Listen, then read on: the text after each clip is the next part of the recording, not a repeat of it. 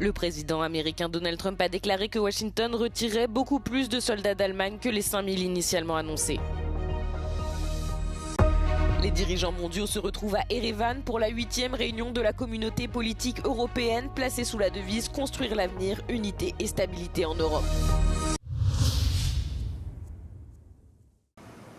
Donald Trump a indiqué que la présence militaire américaine en Allemagne ferait l'objet de nouvelles réductions significatives, un jour seulement après que le Pentagone a annoncé le retrait de 5000 soldats dans les 6 à 12 prochains mois. We're going to cut way down, and we're cutting a lot further than 5,000. Thank you very much.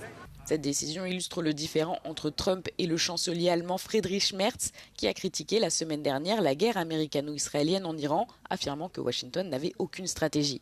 Merz a également déclaré que les dirigeants iraniens humiliaient les États-Unis, suscitant une réponse furieuse de Trump, qui l'a qualifié d'inutile pour aider à mettre fin à la guerre en Ukraine. Le retrait de 5000 soldats d'Allemagne représenterait environ 1/7 des 36 000 militaires américains stationnés dans le pays. Le Pentagone n'a fourni que peu de détails sur les troupes ou les opérations concernées.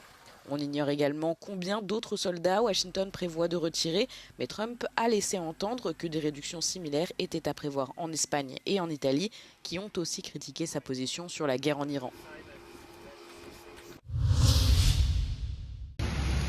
La Russie a lancé une attaque à grande échelle contre l'Ukraine, tuant au moins 10 personnes et en blessant plus de 70 autres à travers le pays en seulement 24 heures. L'armée de l'air ukrainienne indique que près de 270 drones ont pénétré dans l'espace aérien ukrainien. La majorité a été interceptée, mais 19 missiles Shahed de fabrication iranienne et un missile balistique ont atteint leur cible. Les victimes se répartissent de l'est du Donbass aux régions méridionales de Zaporijia et Kherson, où les forces russes ont frappé des zones résidentielles. Le président ukrainien Volodymyr Zelensky a lui annoncé des frappes sur le port de Primorsk dans le nord-ouest de la Russie. Un navire porte-missile et un pétrolier appartenant à la flotte fantôme russe ont été touchés, mais aussi l'infrastructure du terminal pétrolier.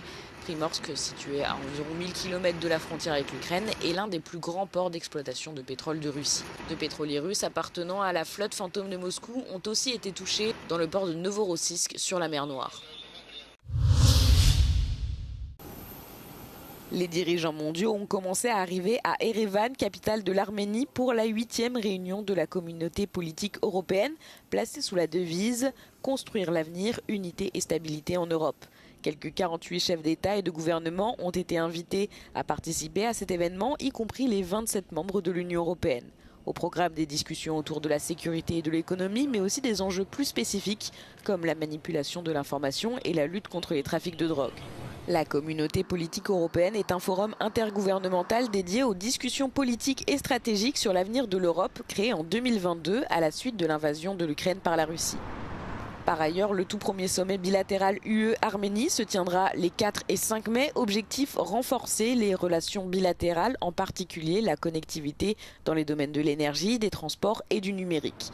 Le président du Conseil européen, Antonio Costa, ainsi que la présidente de la Commission européenne, Ursula von der Leyen, représenteront l'UE, tandis que le Premier ministre Nikol Pachinian représentera l'Arménie.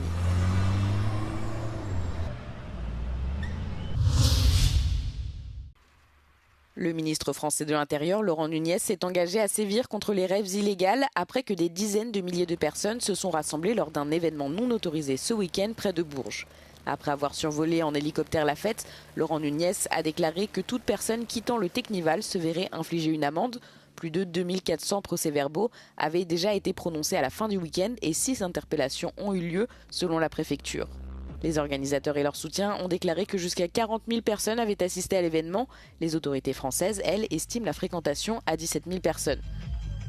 Le champ de tir militaire où s'est déroulée la fête n'a pas été choisi au hasard. C'est à 30 km de la ville de naissance du ministre de l'Intérieur que les organisateurs ont posé leur sono. Dans un communiqué, ils revendiquent protester directement contre un projet de loi visant à criminaliser l'organisation de raves non déclarés. Aux abords de la fête, Laurent Nunez a déclaré que l'organisation d'un tel événement constituera désormais une infraction pénale passible de 2 ans de prison et d'une amende de 30 000 €. Un délit de participation sera en outre créé.